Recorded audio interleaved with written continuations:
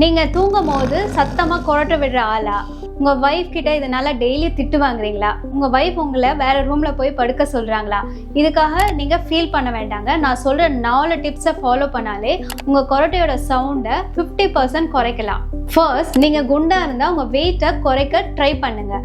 வெயிட்டை குறைச்சாலே உங்கள் கொரட்டையும் 50% அளவுக்கு குறைஞ்சிரும். செகண்ட், நீங்கள் காஃபி குடிக்கிறதா இருந்தால் நைட் தூங்கிறதுக்கு 5 to 6 hours முன்னாடியே காஃபி குடிச்சிருங்க. ஏன்னா கெஃபீன் உங்களை தூங்க விடாமல் அலர்ட்டாக வைக்கிறதுனால உங்களுக்கு ஸ்ட்ரெஸ் ஆகி கொரட்டை ஜாஸ்தியாக ஆகும். தேர்ட், உங்களுக்கு குடிப்பழக்கம் இருந்ததுன்னா ஆல்கஹாலை கம்ப்ளீட்டாக குவிட் பண்ணிடுங்க.